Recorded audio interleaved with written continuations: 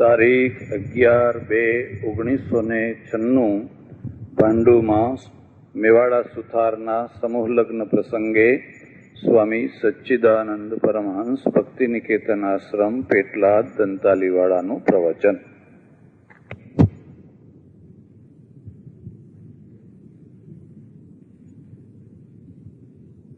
કદી સુખ મળ્યું જ નથી એ સંબંધ ભાગ્યે જ દુઃખ દેતો હોય છે. સંબંધથી આવનારા દુઃખો તો પહેલા સુખ આપીને પછી આવતા હોય છે. એટલે આ જે સંબંધ છે એનું નામ જ જીવન છે. લોકો એમ સમજે કે આપણે વીત રાગ થઈ જઈએ, કોઈની સાથે સંબંધ નહીં, શક્ય જ નથી. તમે પરદેશમાં જઈને જોજો, ગોરા લોકો છે એમના સંબંધો બહુ થોડા, પછી એકલો પુરુષ રહી જાય, એકલી સ્ત્રી રહી જાય, એને કશું ના મળે તો બિલાડું પાડે, કૂતરું પાડે, આખો દાડો કૂતરા સાથે બિલાડા સાથે વાતો કરે. માણસને કોઈને કોઈ પ્રકારનો કોઈને કોઈ સાથે સંબંધ જોઈએ. આ જે સંબંધો છે એને 4 ભાગમાં વહેંચી શકાય. યાદ રાખવા હોય તો રાખજો. એક પાણીથી ચોંટાડેલા કાગળ જેવો, ગુંદરથી ચોંટાડેલા કાગળ જેવો, દોરડેથી બાંધેલો ભારા જેવો અને લોખંડના રિવીટથી રિવીટ કરેલો, આવા 4 સંબંધ છે. કેટલાક સંબંધો એવા હોય, તમે કાગળ છે એને પાણીમાં પલાળો થોડોક અને કોઈ દિવાલ ઉપર જઈને ચોંટાડો તો ચોંટી જાય, પણ એ કાગળ ક્યાં સુધી ચોંટ્યો રહેશે? જ્યાં સુધી એના ઉપર સૂર્યનો થોડોક તાપ ન પડે અથવા થોડીક હવા ન અડે ત્યાં સુધી. જ્યાં થોડોક તાપ પડ્યો નહીં કે થોડીક હવા આવી નહીં, એ કાગળ ઉખડી જવાનો. આપણા એવા કેટલાય સંબંધો હોય છે જે કાગળની માફક પાણીથી ચોંટાડેલા હોય છે. આવા સંબંધોનો કદી ભરોસો કરી શકાય? એ સંબંધના આધારે દરિયો પાર ન કરી શકાય, જીવન પાર ન કરી શકાય. એ તો બધા કાગળના સંબંધ છે, પાણી જેવા છે. એક બીજો સંબંધ હોય છે, એ ગુંદરથી ચોંટાડેલો હોય છે. કાગળ, એ ગુંદર છે, એના ઉપર તાપ પડશે તો વાંધો નહીં આવે, હવા આવશે તો વાંધો આવશે, પણ જો વરસાદ પડ્યો એના ઉપર, એ પલળ્યો એ કાગળ, વરસાદ પડ્યો તો એને ઉખડતા વાર થશે. પહેલાની તુલનામાં આ સંબંધ જરા વધારે મજબૂત છે, જરા વધારે શક્તિશાળી છે, કારણ કે ગુંદરથી ચોંટાડેલો છે એટલા માટે. એક ત્રીજો સંબંધ છે, એ દોરડાથી બાંધેલો છે. જેમ 2 લાકડા હોય, કોઈ ખેડૂત હોય, કોઈ આ મંડપ કરવાનો હોય તો 2 ઉભા આડા લાકડા વગેરે હોય એને આપણે બાંધીએ છીએ, એમ દોરડાથી બાંધેલો હોય. આ જે દોરડાનો બાંધેલો સંબંધ છે એ હવાને સહન કરી શકશે, તાપને સહન કરી શકશે, વરસાદને સહન કરી શકશે, પણ અગ્નિને સહન નહીં કરી શકે. જો એમાં અગ્નિ લાગી તો એ સંબંધ તૂટી જશે. એક ચોથો સંબંધ છે, જેમ કોઈ પંચાલ હોય ને 2 લોખંડ ભેગા કરે, હોલ પાડે અને પછી એમાં રિવીટ મૂકીને 2 તરફ ટીપે, કૂચો કરી નાખે. હવે આ જે રિવીટ કરેલો જે સંબંધ છે એને ના તો પવન તોડી શકશે, ના આંધી તોડી શકશે, ના સૂર્યનો તાપ તોડી શકશે, ના અગ્નિ તોડી શકશે. લગ્નના પણ આ 4 રૂપ છે. જીવનમાં જે સંબંધો છે એ સંબંધના પણ આ 4 રૂપ છે. પહેલો સંબંધ જે છે એ પાણીનો છે. પરદેશમાં જવાનું થયેલું, એક બેન મળ્યા, એમના પતિ હતા. પછી કોઈ પરિચય આપ્યો કે આ ફલાણા બેન, આ એમના પતિ છે. બેયના વચ્ચે ઉંમર એટલો બધો તફાવત કે જાણે બાપ દીકરી હોય એવું દેખાય. આ કઈ એમાં આશ્ચર્ય નહીં કરવાનું. એકવાર મારા આશ્રમમાં એક બેન આવેલા, શરીર થોડું ભારે. હું બોલવાની તૈયારીમાં જ હતો કે તમારો દીકરો કેમ પાછળ રહી ગયો. ત્યાં તો એમણે જ કહ્યું કે આ મારા ઘરવાળા છે. મેં સારું થયું આ ના બોલે, મારાથી ના બોલાયું, સારું થયું. હવે બિલકુલ મા દીકરા જેવા દેખાય. એટલે પેલા ભાઈ જરા આગા પાછા ગયા. એટલે મેં બેનને પૂછ્યું, મેં કહ્યું, બેન, આટલી વૃદ્ધ ઉંમરના આ દાદા સાથે તમને પરણવાની કેમ ઈચ્છા થઈ? શું કારણ હતું? બહુ નિખાલસતાથી એને કહ્યું મને કે બાપજી, હું એમને પરણી જ નથી. ઓ તારે હમણાં તો લોકો કહેતા હતા કે આ બંનેના લગ્ન, નાના, એમના પૈસાને પરણી છું. લોકો ભલે કહેતા હોય પણ એમના પૈસાને પરણી છું. એમને લાડી જોઈતી હતી અને મારે પૈસો જોઈતો હતો. એટલે અમારા બંનેનું, અને મને ખબર છે કે હવે આ કાકા 2-3 વર્ષથી વધારે કઈ કાઢવાના, એટલે પછી બધી મિલકત છે એ આપણી છે. ને પછી જે મને ગમતો હશે એ મૂર્તિયા સાથે પછી પરણી છે. આ 2-3 વર્ષ તો મારે તપના કાઢવાના છે, તપના. ઈશ્વરને પ્રાર્થના કરજો, તદ્દન નિર્મોહી જીવન તો કોઈનું હોતું નથી. કહેવા ખાતર આપણે ભલે ગમે એમ કહીએ, પણ તદ્દન નિર્મોહી તો પરમેશ્વર જ છે. થોડો ઘણો મોહ સૌને હોય છે અને હોવો જ જોઈએ. પણ ઈશ્વરને એવી પ્રાર્થના કરવાની કે ભગવાન, જુવાનીમાં મોહ આપવો હોય તો આપજે, પણ ગઈડપણમાં ના આપતો, વૃદ્ધાવસ્થામાં ના આપતો. બાકી જુવાનીમાં હોય તો વાંધો નહીં, બરાબર છે. એટલે એક સંબંધ તો એવો છે. હવે આ બંનેના સંબંધને તમે શું માનો છો? હવે પેલી બહેન છે ને, એ રોજ ગણે છે કે હવે ડોહા ક્યારે જશે, હવે ક્યારે જશે. એક આવો સંબંધ છે. એવું નથી કે બેમાંથી એક માણસ ગરડું હોય અને એક જુવાન હોય ત્યારે જ આવું થતું હોય છે, એવું નથી. 2 જુવાન હોય તો આવું થાય. બંને સરખી ઉંમરના હોય તો પણ આ પ્રકારના ગણિત ગણાતું હોય. અને આવું જ્યાં ગણિત ગણાતું હોય ત્યાં દાંપત્ય ના હોય, સોદા હોય, એકબીજાને છેતરવાની રમત હોય. અને એકબીજાને છેતરવાની જ્યાં રમત રમાતી હોય ત્યાં કોઈ દિવસ એમાંથી સુખ નીકળી શકે ન કરે નારાયણ. અને આ 3 વર્ષ સુધી જીવવાનો જે ડોહો હતો એ 30 વર્ષ કાઢી નાખે તો કઈ કહેવાય નહીં. આપણે ધાર્યું હોય કે વહેલો મરે ને એ વહેલા વાળા મોડા મરે ને મોડા વાળા હવે 30 વર્ષ કાઢી નાખે તો આની શું દશા થાય?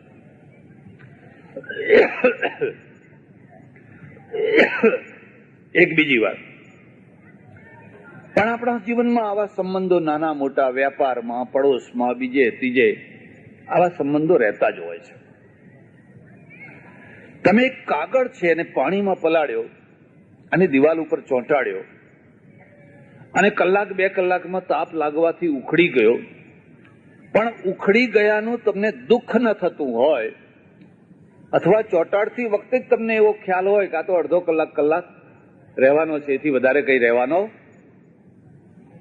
તો એ બરાબર છે. જિંદગીમાં ઘણા લોકો આપણને મળે, બેસે, ઉઠે, એ ગાઢ સંબંધ ન કહેવાય, એ કઈ ક્લોઝ સંબંધ કહેવાય. એવા તો બધા ઘણા મળતા રહે, કોઈ ચા પીધો પીવડાયો, બીડી પીધી પીવડાઈ. પણ લગ્ન જયારે આવું થાય, હમણાંથી આપણા દેશમાં પણ પશ્ચિમની થોડીક હવા લાગવા માંડી છે અને છૂટાછેડાનું પ્રમાણ વધવા માંડ્યું છે. એમાં 2 વર્ષે, 5 વર્ષે, 10 વર્ષે કદાચ કોઈ છૂટું થાય, ન ગમે, સમજી શકાય છે. પણ હજુ અઠવાડિયું ના થયું હોય અને કોર્ટમાં કાગળિયા દાખલ કરી દે, હજુ અઠવાડિયું ના થયું હોય, ત્યારે એનો આઘાત લાગતો હોય છે, ત્યારે એની વેદના થતી હોય છે, એનું દુઃખ થતું હોય છે. એક બીજી વાત યાદ રાખજો, પશ્ચિમમાં 2 માણસો પરણે છે, એક પુરુષ અને એક સ્ત્રી, 2 જણા પરણે છે. અને ભારતમાં 2 પરિવાર પરણે છે, 2 કુટુંબ પરણે છે. એટલે પેલાનું સુધર્યું બગડ્યું તો એ 2ને જ ભોગવવાનું, બાકી ત્રીજા કોઈને કઈ એમાં લેવા દેવા. પણ અહીંયા જો આ 2માં કંઈક બગડ્યું તો એના છાંટા, એના પરિણામ 2 કુટુંબના ઉપર પડતા હોય, માત્ર એ 2 જણા ઉપર જ. કારણ કે 2 પરિવાર પરણતા હોય.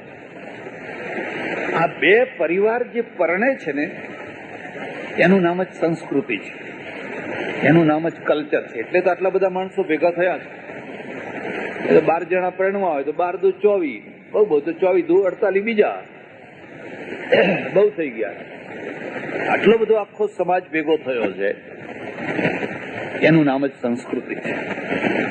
એક બીજી વાત, તમારો બંગલો, તમારું ઘર એકલું અટુલું અલગ, કોઈ ખેતરમાં કોઈ વાડામાં જુદું હોય, અને કોઈ વાર તમને ગુસ્સો આવે ને તમને તમારા ઘરને આગ લગાડી દેવાની ઈચ્છા થાય અને લગાડી દીધી, તો એકલું તમારું ઘર બળીને ખાક થઈ જશે, બીજા કોઈને કઈ નુકસાન થશે.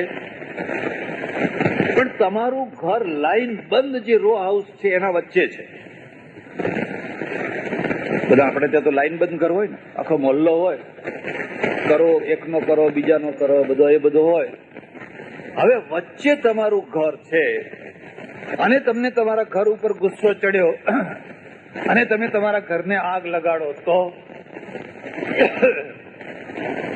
એ આગ એકલા તમારા ઘર સુધી અટકશે? તમે કહો હું મારા ઘરને આગ લગાડું, એમાં તમારું શું જાય? મને મારા ઘરને આગ લગાડવાની છૂટ છે? ના, છૂટ નથી. કારણ કે તમે સમાજમાં રહો છો. જો તમે એકલા અટુલા અલગ રહ્યા હોત ને તો લગાડો, બરાબર છે. પણ તમે એક આખા સમાજમાં રહો છો અને તમારા ઘરની જે આગ હશે એ આખા મોહલ્લાને બાળીને ખાક કરી નાખશે. સમાજ જીવનનો આ અર્થ છે કે જ્યારે તમારા સુખના દુઃખના છાંટા તમારા સુધી સીમિત ન રહે પણ દૂર દૂરના સમાજ સુધી એ ફેલાઈ જાય, ત્યારે તમે તમારી પ્રવૃત્તિમાં પૂરી સ્વતંત્રતા નથી ભોગવી શકતા. ત્યારે તમારે બીજાના નિયંત્રણમાં, વ્યવસ્થામાં કામ કરવું જોઈએ. આટલો મોટો સમાજ છે, જમવાની વ્યવસ્થા, બેસવાની વ્યવસ્થા, આ તો સારું છે. પણ આ 12 વરઘડિયા છે, 16 છે. આ 16 વર કન્યાના 32 પાટલા મૂક્યા હશે તમે, ખુરશીઓ મૂકી, બરાબર, સારું છે. ન કરે નારાયણ ને એક માણસ એવો નીકળે કે મારે એક ખુરશી ઉપર જ બેસવું છે, ગમે તે એક ખુરશી ઉપર આવીને બેસી જાય. વ્યવસ્થા થાય કે અવ્યવસ્થા થાય? કોણ? આ વરઘડિયાનો નહીં, બહારનો માણસ, કોઈ બીજો માણસ જેનું નામ એમાં ના નોંધાયું હોય, પણ એને બેસી જાય ખુરશી ઉપર અને પછી ઉઠે નહીં, તો વ્યવસ્થા થાય કે અવ્યવસ્થા થાય? અરે સમાજ છે, સમાજના નિયમો છે, સમાજની વ્યવસ્થા છે. પહેલા કોણ જમે, અહીંયા કોણ બેસે, સ્ટેજ ઉપર કોણ બેસે, એ બધી આખી વ્યવસ્થા છે. અને એ વ્યવસ્થાનું પાલન કરી શકાય તો તમે સમાજનો અંગ બની શકો. અને જો એ વ્યવસ્થાનો સ્વીકાર ન કરો ને એનું પાલન ન કરો તો તમે સમાજનું અંગ બની શકો. એકાદ વાર લોકો સહન કરે, 2 વાર, પછી તો પકડીને બહાર કાઢે લોકો. અને બહાર કાઢો નહીં, બહાર કાઢે કે ના કાઢે. એમ જે બિલકુલ પાણીના સંબંધ જેવા જે સંબંધો છે એમાંથી દાંપત્યની સિદ્ધિ નથી થઈ શકતી હોતી. એક બીજું લગ્ન છે, મેં કહ્યું ને ગુંદરથી. તમે ગુંદરનો અર્થ સમજો. સંસ્કૃતમાં ચિકાસ માટે જે શબ્દ વપરાય છે એનું નામ છે સ્નેહ. સ્નેહ. આ છોકરા બૂમો પાડતા હોય જરા ઓછા કરાવો. અહીંથી કોઈ નહીં ઉઠવાનું, અહીંથી નહીં, ત્યાં જ વ્યવસ્થા કરો. અહીંથી હાથ ના કરો, ત્યાં જ 2 કાર્યકર્તાઓ ઉભા કરી દો. ધ્યાન દો. લુખી રોટલી હોય, લુખી ખીચડી હોય, લુખી લાપસી હોય, લુખો કંસાર હોય કે લુખી પૂરણપુરી હોય, કેવી લાગે? અને કોઈના સાથેની બોલચાલમાં લુખ્ખાપણું હોય તો, કોઈના ઘેર ગયા હો અને એની આંખોમાં જરા પણ પ્રેમ ના દેખાય અને એકદમ લુખ્ખાપણું દેખાય તો તમને કેટલો ટાઈમ ત્યાં બેસવાનું ગમે? એટલે ઈશ્વરે બહુ દયા કરી. જેમ તલમાં તેલ મૂક્યું છે, જેમ દૂધમાં ઘી મૂક્યું છે, એમ માણસની અંદર ચિકાસ મૂકી, સ્નેહ મૂક્યો છે. તેલ કાઢી લીધેલા તલની કિંમત કેટલી? દૂધ કાઢી, પેલું ક્રીમ કાઢી લીધું હોય તો એ દૂધની કિંમત કેટલી? સેપરેટ કહેવાય ને. હવે એ વેચાય બજારમાં પણ અડધી કિંમત, એની કઈ બહુ કિંમત હોય? તો જેમ તલ વિનાના તેલ કે ક્રીમ વિનાનું દૂધ છે એની કિંમત નથી હોતી, તો માણસ જો સ્નેહ વિનાનો હોય તો? માણસ હોય, પૈસાદાર હોય, દેખાવડો હોય, બધું હોય, પણ એના શરીરમાં કોઈ જગ્યાએ, એના વાતચીતમાં કોઈ જગ્યાએ સ્નેહ ના હોય, પ્રેમ ના હોય, તો એ માણસની કિંમત કેટલી? એટલે ગુંદરનો અર્થ થાય છે ચિકાસ, સ્નેહ. એક બીજી વાત, તમે કદી પણ વિચાર કર્યો કે આ સ્નેહ ભગવાને કઈ જગ્યાએ મૂક્યો છે? મગજમાં નહીં, બુદ્ધિમાં નહીં, હૃદયમાં. આ 2 વાતને સમજજો. પેલી જે બેન પરણી વર્ધમાણસને, એ બુદ્ધિથી પરણી, ગણતરીથી. 2-3 વર્ષ કાઢશે ને પછી તો બધું આપણું જ છે. પણ લગ્ન ખરેખર છે એ હૃદયથી થતા હોય છે. કારણ કે હૃદયની અંદર ચિકાસ હોય છે, સ્નેહ હોય છે, પ્રેમ હોય છે. તમે કદી પણ કોઈ માણસને સ્નેહ ભરેલો જોયો? એનું હૃદય ખીલી ઉઠે છે. એનું હૃદય ખીલી ઉઠે એટલે આખો ચહેરો ખીલી ઉઠે. તમને કેટલું સારું લાગે કોઈના ઘરમાં જાઓ તો. કોઈના ઘરમાં જાઓ અને બધે જ્યાં જુઓ ત્યાં પૂતળા જેવા માણસો દેખાય, જાણે પેલા મૂર્તિઓ હોય ને એવી, ભાવ વિનાના. અમને બધા જાત જાતના અનુભવ થાય. એક જગ્યાએ જમવા જઈએ તો પેલા આગ્રહ કરીને જમાડે, જમવું પડશે, જમવું પડશે, જમવું પડશે. કોઈ જગ્યાએ જમવા જઈએ, આગ્રહ ના હોય અને કે જેટલું તમને અનુકૂળ આવે. હા, કોઈ આગ્રહ કરતો હોય તો ના ના ના ના રવા દે, મારા જ માદા પડશે. એટલે હું માદો પડી છે, તને તારું શું થાય છે?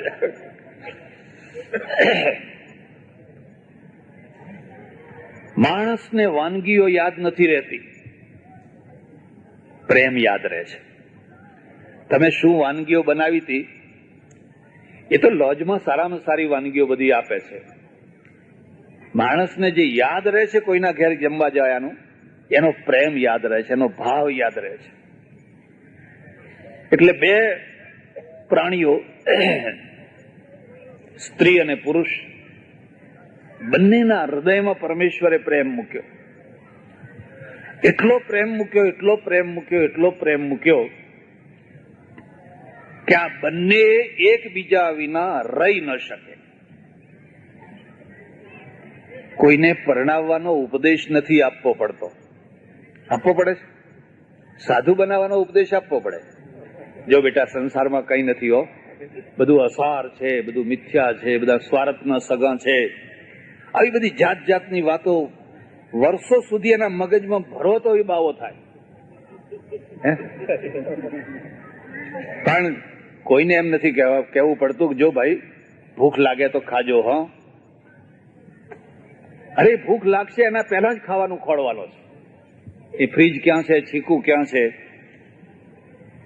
એમ કોઈને એમ ઉપદેશ નથી આપવો પડતો કે હવે તમે 20 ના થયા, 25 ના થયા, 30 ના થયા, પરણજો, એવું કહેવું નથી પડતું.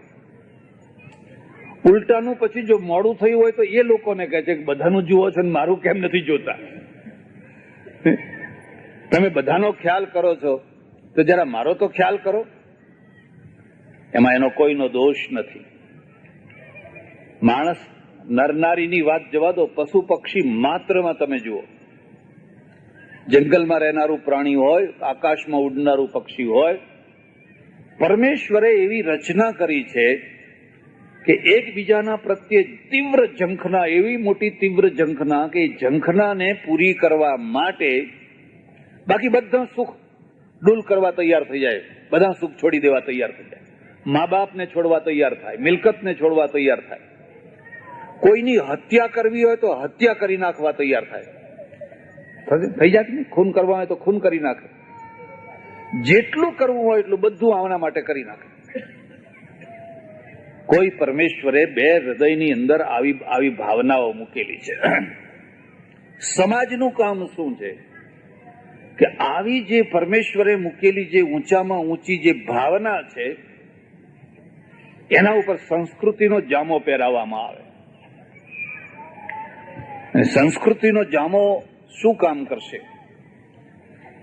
દાખલા તરીકે નદીમાં પૂર આવે, નદી છલોછલ બે કાંઠે જતી હોય, કિનારાના બધા ગામોને બરબાદ કરી નાખશે. એનર્જી છે ને, શક્તિ છે ને. પણ હવે એને જો સંસ્કૃતિનું રૂપ આપવામાં આવે તો એ આખા પાણીને એક મોટા પાઇપના દ્વારા એક જનરેટર ઉપર, એક પંખા ઉપર પાડવામાં આવે, પંખો ફરતો થાય તો એમાંથી સેંકડો વોલ્ટ વીજળી ઉત્પન્ન થાય. પાણી એનું એ જ છે, એનર્જી એની એ જ છે. જો એને સંસ્કૃતિનું કવર ના આપ્યું હોય તો એ બરબાદ કરનારી બની જાય. પણ જો એને સંસ્કૃતિનું કવર પહેરાવી દીધું હોય અને નિશ્ચિત પંખા ઉપર પાડવામાં આવે તો તમે મોટા મોટા જનરેટરો એનાથી ચલાવી શકો, મોટા વીજળી પેદા કરી શકો. સમાજની પણ આ જ સ્થિતિ છે. સમાજના જે સંબંધો છે એ સંબંધોની સાથે જો સંસ્કૃતિનું કવર ઉપર વણી લેવામાં આવ્યું હોય તો એમાંથી બહુ મોટી ઉર્જા થાય, વિનાશ ના થાય, વિકાસ થાય.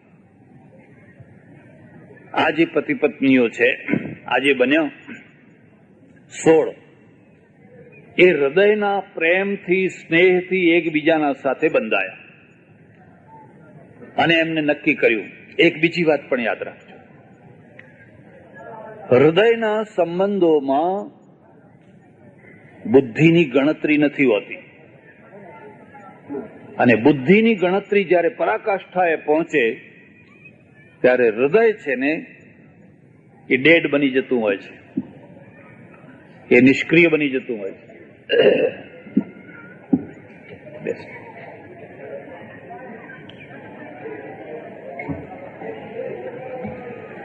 હૃદયનો સંબંધ છે ને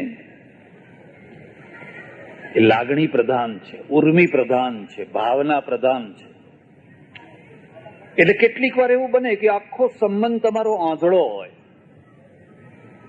હૃદયને આંખ નથી અને બુદ્ધિને પગ નથી.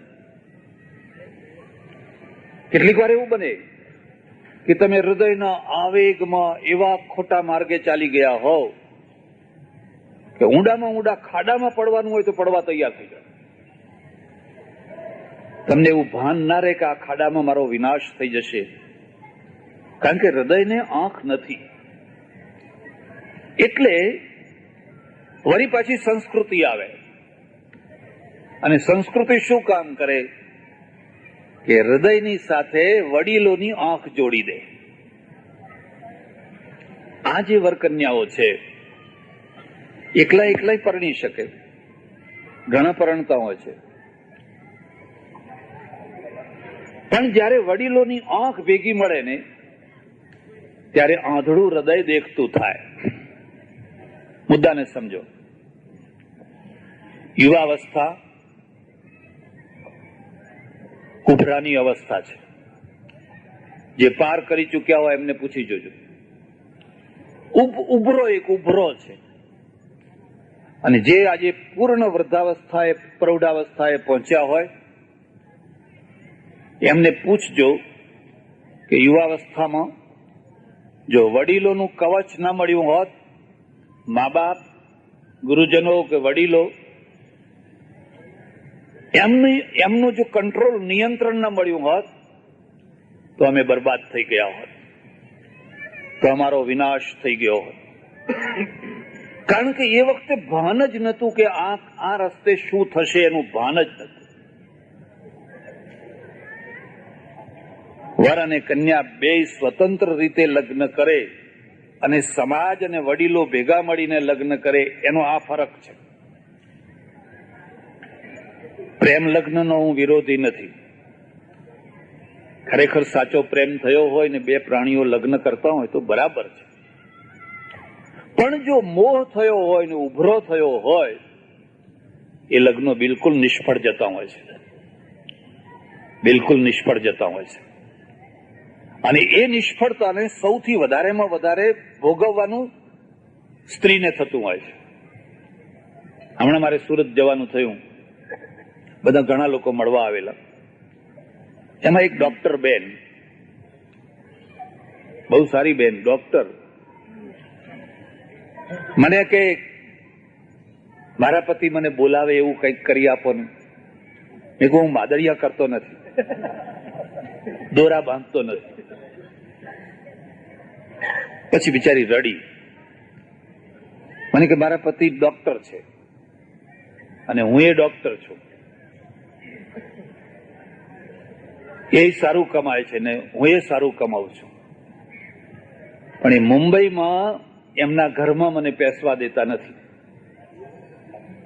મેં કહ્યું બેન, મારી પાસે તો તું આવી તો આવી, પણ ફરી બીજા કોઈની પાસે આવી ઈચ્છા લઈને જતી નહીં. તને નીચોઈ નાખશે, તને નીચોઈ નાખશે, કારણ કે દોરા બનાવશે, તાવીજ બનાવશે, વિધિ કરશે, ફલાણું વિધિ કરશે, આ કરશે. કશું નથી, એમાં કોઈ સત્ય નથી. છેતરાશો નહીં. પટેલો છેતરાય? પટેલ મળે ત્યાં સુધી બીજા કોઈને ખોડવો નહીં, બોરડીની માફક ખંખેરવાના. જેમ બોરડીના બોરા ખંખેરે ને, આ અમારી જ વાત નથી, પોલીસ વાળાની આ જ વાત. બીજાને જેલમાં બેહાડવો હોય તે તો કેટલા બેઠા સાહેબ, મેડમ લાવો રોટલા એમ.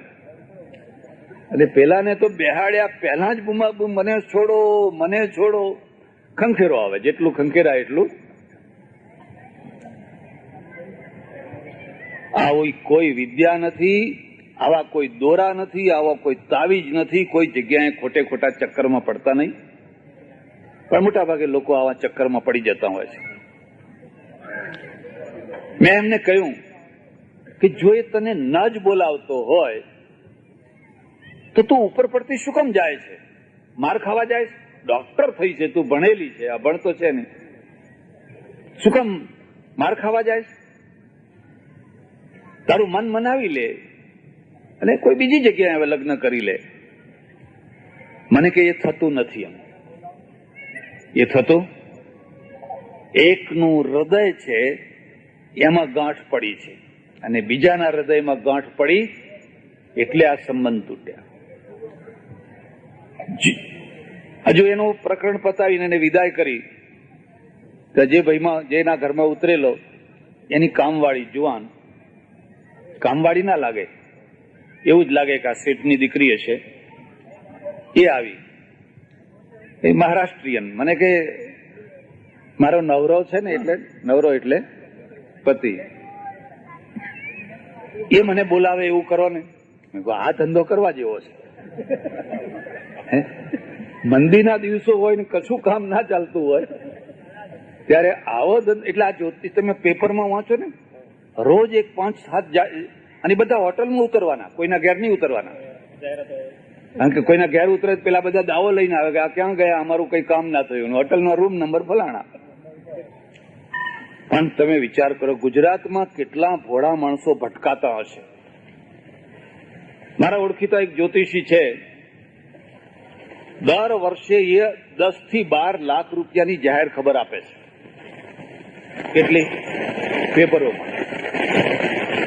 એની કમાણી કેટલી હશે?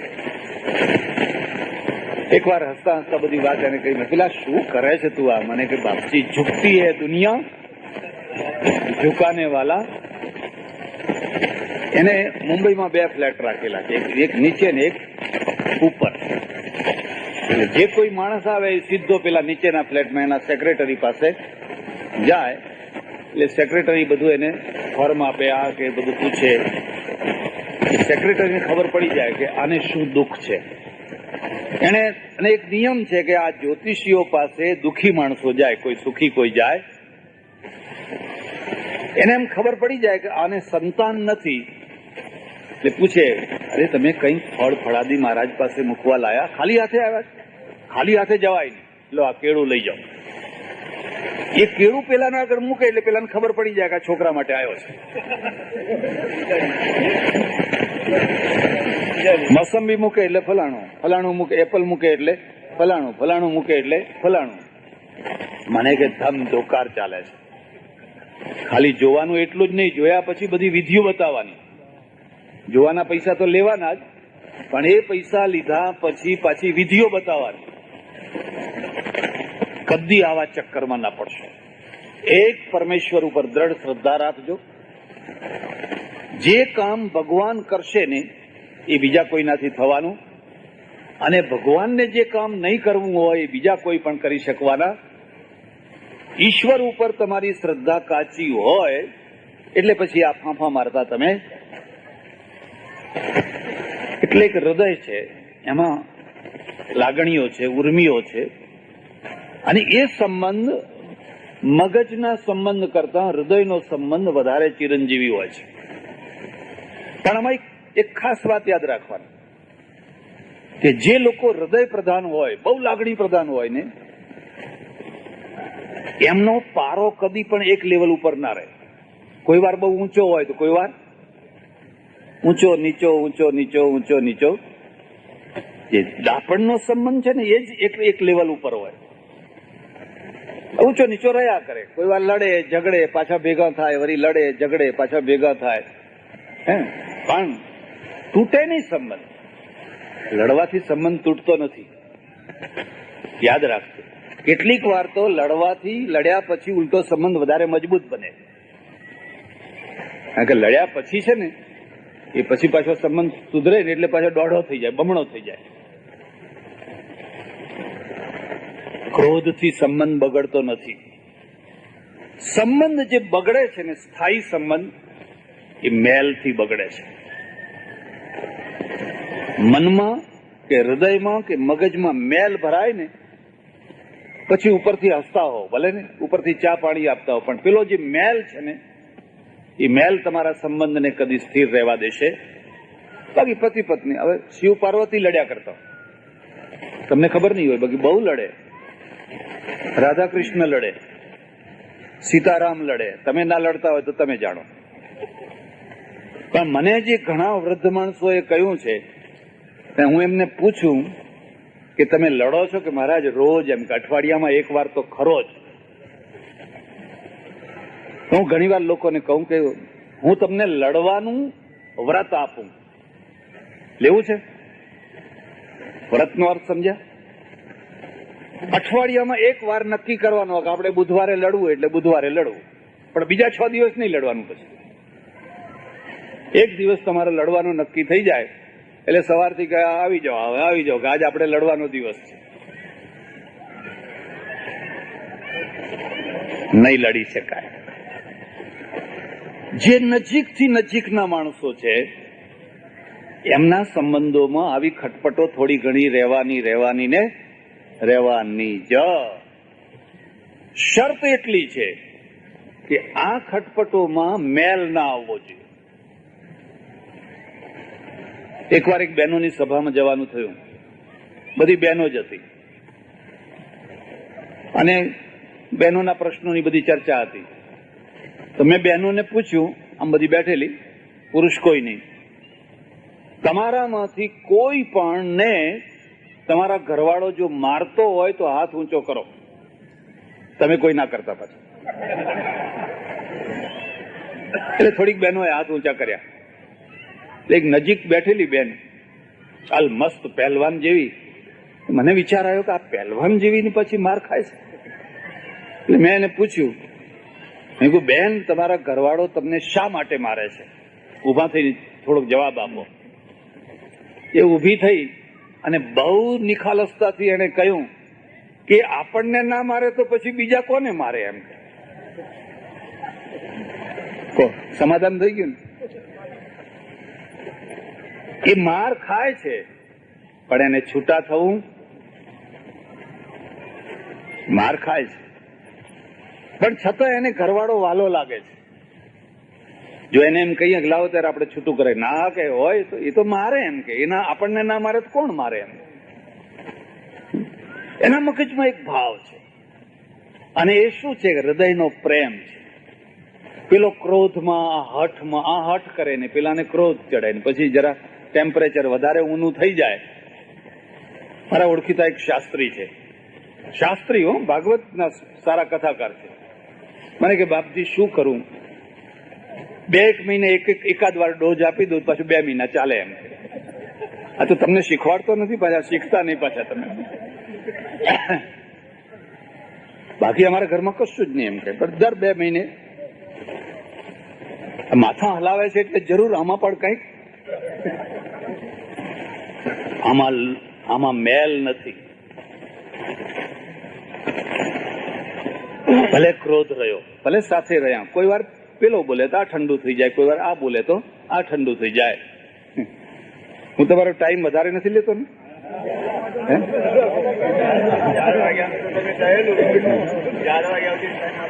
એક મિયા હતા, એક બીબી હતી. બે બહુ લડ્યા કરે. એમાં દરિદ્રતામાં બહુ લડ્યા. તમે જોજો, તમારે જોવું હોય તો. પૈસાદારની લડાઈ ઉપર ના દેખાય, ધુમાડાની માફક અંદર ગોઠવાતી હોય. બંગલાઓમાં જઈને જોજો, ભયંકર લડાઈ ચાલતી હોય પણ બધો ધુમાડો અંદર ગોઠવાતો હોય. અને ગરીબો હોય ને એની લડાઈ આખો મોહલ્લો જાણતો હોય. ફાનસ ભપકે એટલે આખા મોહલ્લામાં. ને કેટલાક તો એવા હોય ને કે ઘરમાંથી લડતા લડતા બહાર આવીને લડે, ચોકમાં આવીને લડે. તો બહુ લડાઈ થાય, જયારે જુઓ ત્યારે ઝઘડા કર્યા કરે, લડ્યા કરે. અને જ્યારે લડે ને ત્યારે સોગંદ ખાય કે હવે જો તમારા સાથે બોલું તો પેલો ઝાડુ લગાવનારો મારો બાપ થાય. આવા સોગંદ ખાય પાછા. શિયાળાના દિવસો, તાડ બહુ કડકડતી ઠંડી. બિચારી બીબી છે ને એ કંઈકથી બધા લાકડા વીણી લાવે, થુરિયાના ભૂમલા એવા તેવું બધું લાવીને સાંજે તાપ કરે. અને મિયા તો મિયા, એ પાછા લડાઈ કરી હોય પણ આવીને બે ખરા, તાપવા માટે બેસી જાય પાછા. પુરુષ પ્રધાન ને પેલી બીબી એ વિચાર કરે કે બેસવા દો ને, આ છે તો ઘરનો માણસ છે ને. પણ મોઢા બે ના આમ હોય, એકનું આમ હોય ને એકનું. એવું બન્યું એક દાડો એવું કે બે આમ આડું જોઈને બેઠેલા, આમ તાપ્યા કરે, ઠંડી બહુ. મિયાનું જે નાડું છે ને એ નાડું પેલી અગ્નિમાં પડ્યું, બળવા માંડ્યું. બીબીની નજર પડી, બીબી રાજી થઈ, ખુશ થઈ, બળવા દો એમ માગે છે બરાબર. પણ એ તો બળતું બળતું આગળ હેડ્યું. એટલે એનું અંદર જે પત્નીપણું છે ને એ પાછું જાગી ઉઠ્યું. અરે રે, હવે શું કરવું? એટલે પછી એને ગીત ગાવા માંડ્યું. બોલવું તો નથી, સોગંદ ખાધા છે. આઈ જાણે મેરી બઈ જાણે ભાઈ કોક કા નાડા જલતા હૈ. આઈ જાણે મેરી બઈ જાણે ભાઈ કોકા નાડા જલતા. એટલે પેલા મિયાએ વિચાર્યું કે આ નવું ગીત આપણા ઘરમાં ક્યાંથી આવ્યું, કોઈ ગવાતું એને જોઈ પોતાનું જ જલતું, આમ બુજાઈ દીધું બધું હાથેથી. હવે એને વિચાર કર્યો જવાબ તો આપવો જોઈએ, અબોલા છે એટલે સોગન ખાધેલા છે, એટલે એને આડું જોઈને ગાવા માંડ્યું. લડતી હૈ ઝગડતી હૈ રાંટ ઘર કી ખબર રખતી હૈ, લડતી હૈ ઝગડતી હૈ રાંટ ઘર કી ખબર રખતી હૈ. બે ના અબોલા તૂટી ગયા. હવે હતા એવાને. એટલે આ બે લીટીઓ તમે યાદ રાખજો. જેને જે યાદ રાખવાની જરૂર હોય એ જયારે જયારે પણ એવું કંઈક થાય ને ત્યારે આ બે લીટીઓ ગઈ લેવાની. કેમ? એમના હૃદયમાં એમના મગજમાં મેલ નથી, મેલ નથી એટલે ગમે એવા લડાઈ ઝઘડા હશે તો પણ એ સંબંધને વાંધો આવશે. પણ જો એમાં મેલ હશે અને આવા ઝઘડા નહીં હોય તો પણ એ સંબંધ કદી સિદ્ધ થવાનો. એક બીજા બેન મળ્યા પરદેશમાં. મેં વાતમાં પૂછ્યું તમે કોઈ વાર લડો ઝઘડો છો? મને કે ના, કોઈ દિવસ. પણ બાપુ મારે એક પ્રશ્ન પૂછવો છે. મેં કહ્યું શું? હું 3 છોકરાની માં છું. મારા પતિ દેવ જેવા છે, ભગવાન જેવા છે. હું 100 રૂપિયા માંગુ તે 1000 આપે એવા છે. મને કોઈ દુઃખ નથી, કોઈ બાબતનું દુઃખ નથી. અમારો 20 વર્ષનો સંસાર છે, પણ હજુ સુધી મારા હૃદયે કદી પણ એને પતિ તરીકે સ્વીકાર નથી કર્યો. મને કંઈક એવું વરદાન આપો કે હું એને પતિ તરીકે સ્વીકાર કરું. જરા વિચાર કરો. અહીં ઝઘડો નથી, આ લોકો લડતા નથી, ઝઘડતા નથી, પણ તે છતાંય બેયમાં જે અદ્વૈત થવું જોઈએ એ અંદરનું અદ્વૈત થયું. બે ડાપણથી જીવન જીવી રહ્યા છે. ડાપણના જોરે જીવન, હૃદયના જોરે નહીં. હૃદય તો બેયના સુકાઈ ગયેલા છે. ઓછામાં ઓછું આનું તો સુકાઈ ગયેલું છે. એટલે પરમેશ્વરે સ્નેહ મૂક્યો, હૃદયની અંદર પ્રેમ મૂક્યો, સ્નેહ મૂક્યો. અને બધું મરવા દેજો પણ હૃદયનો સ્નેહ કદી મરવા દેશો? અમીમય આંખ ક્યારીમાં અફીણના રોપશો બાપુ, ભલે દુનિયા ભલે બને દુશ્મન, તમે ના કોપશો બાપુ. રામ અને સીતાનું આ જ અદ્વૈત હતું. એ અયોધ્યાની નગરીમાં રહે અને હિંડોળા ખાટ ઉપર ઝૂલે તો એ જ સ્નેહ, અને વનવનના થઈ જાય ને કાંટા કાંકરા ખાતા થઈ જાય તોય પણ એ જ સ્નેહ. સીતાને કદી ઓછું ના આવ્યું. અયોધ્યામાં હતા ત્યારે સોનાના દાગીના સોને મઢી દેતા હતા, અને જયારે વનમાં હતા ત્યારે ફૂલે મઢી દેતા હતા. શણગાર કદી ખૂટતો નથી, ભાવ ખૂટે છે. તમને નવાઈ લાગશે કે